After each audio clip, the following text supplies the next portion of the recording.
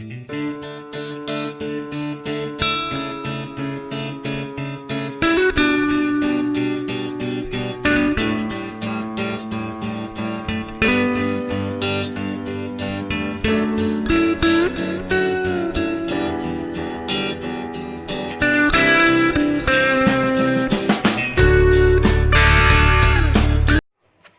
my dear students, ready for your English class? Okay, so today we are going to start out with a new topic, that is your 10th chapter, and the heading of the chapter is When I Was 12, written by R.K Laxman. So open your textbook to page number 95 and be ready with your notebook and your pencil to underline the hard words and note down the important meanings. Now before starting out with the explanation of the chapter, let us have a short introduction about the writer R.K Laxman. R.K Laxman was one of modern India's most important political cartoonists. From 1951 till his death, his pithy, satirical attacks on the trials and tribulations of ordinary Indians based in his character, the common man, appeared in the Times of India. His skills as a humorist were also evident in the few novels and many short prose sketches that he wrote over his career. He was a recipient of the Raman Magsaysay Award and the Padma Vibhushan. Summary of the chapter When I Was 12. This extract from R.K. Laxman's autobiography talks of his first dalliances with the comic form as a child. He went to a municipal school in Mysore, patronized by the Maharaja. Of all things there, his arithmetic teacher scared him the most. Of formidable mien and possessing a comically aggressive moustache, he became the subject of Laxman's first inadvertent caricature. As he sat in class, his mind miles away from his sums, his absent-minded doodle of the teacher morphed on its own into a half-man, half-tiger. Appreciation arrived soon after in the form of the teacher boxing Laxman's ear to glory. Laxman says that he acquired the cartoonist or caricaturist set of tools early, apart from a talent for sketching. He also had a natural love for observation, but importantly, he also had the support and encouragement of his family because a caricaturist, he had begun offending people early. In the run-up to a family wedding when he was 12, the cook had come in for consultations. As Laxman explains, the cook was the most important person at a wedding back then. The family's honor hung on his performance, and there was no one who was treated with more decorum and obsequiousness. As the family spoke to the cook in the most wheedling manner possible, Laxman sat in the corner making yet another caricature. Soon enough, the family members saw it, and there was quite a wave of titters from the corner of the room. Curious, the cook went up to see it himself, but seeing what it was, flew into an apoplectic rage, announcing that he would never cook for a family that would dare dishonor him so. It took a clever uncle of Laxman's to win back his favor eventually. Now, explanation of the chapter. We all went to Kannad Municipal School. Now here, the author, the writer is saying that they all went to a Kannad Municipal School. Now this chapter is an autobiography of the author R.K Laxman.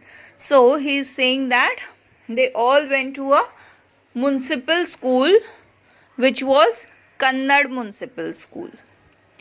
It was a most elegant school, not the kind of municipal schools we have today.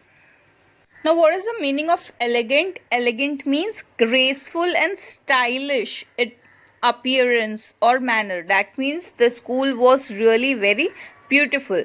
Nowadays, we have municipal schools like it is not clean, it is not up to level and all. So, he is saying that the municipal schools were really very stylish in appearance or manner, but not the kind of municipal schools we have today.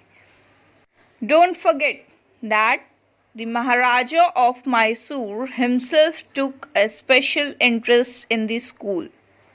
He is saying that the Maharaja of Mysore himself took a lot of interest in the school. He was himself looking after the school. He was taking care of school, that if something is less or if school needs something, then he was providing all those things by taking a special interest in the school.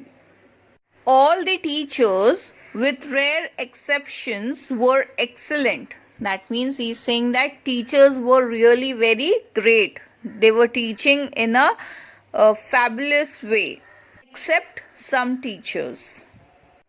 All our younger days were completely wrapped up in the experiences we had at school.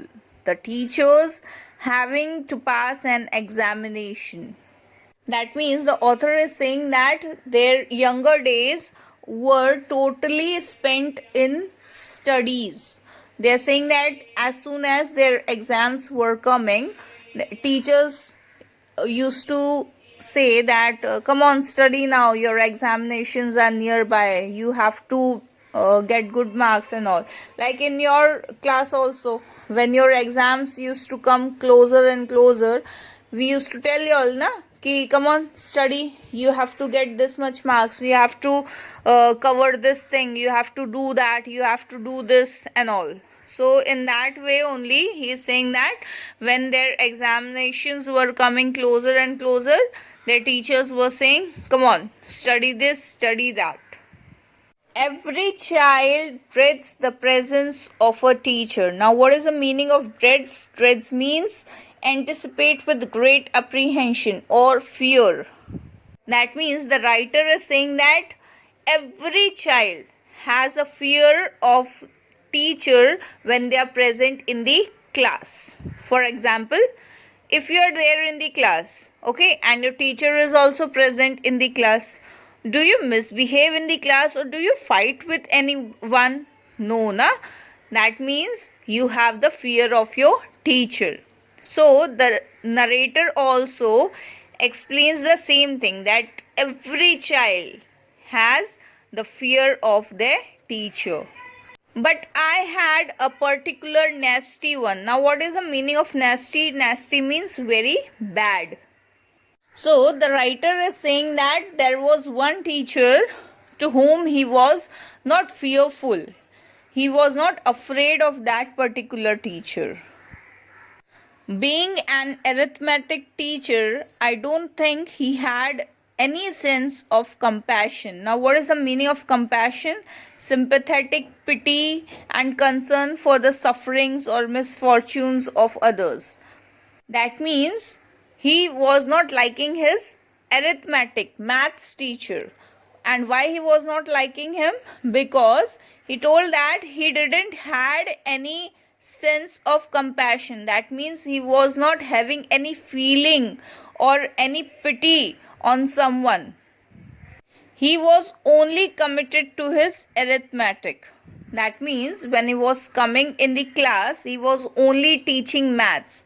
He was not concerned with any child's misfortunes and all. For example, if you are sitting in the class, suppose suddenly your head used to start paining, or you get a stomach ache, or anything, you have any problem, and your subject teacher is just teaching you in the class and not concerning about your problem, then will you like that teacher? No, because you need concern. In the same way, author is saying that his arithmetic teacher had no concern about his students in the class. He was just coming in the class and teaching maths. Somebody has 3 mangoes, someone has 4. Together, how much now? That means when the maths teacher of author was coming in the class, he directly used to start teaching maths by giving the sums like 3 mangoes plus 4 mangoes is equal to how many mangoes. This simple thing we couldn't get the hang of. That means the writer is saying though the sum was very easy, then also they were not able to understand the sums because his teacher was not explaining them clearly that exactly what the sum is. We could have, but he was such a formidable character. Now what is the meaning of formidable? Formidable means fearsome. That we felt that even if we had got the right answer, we would be beaten anyway. That means the writer is saying that though we solve the sum, okay, and if we show it to him, then also they were getting beatings from that maths teacher. That's why they were never raising their hand and telling the maths teacher that, sir, we have finished up with our sums and we have got this answer, because they were knowing the result that if the answer is wrong, then also they are going to get beatings, and if the answer is right, then also they are going to get beatings.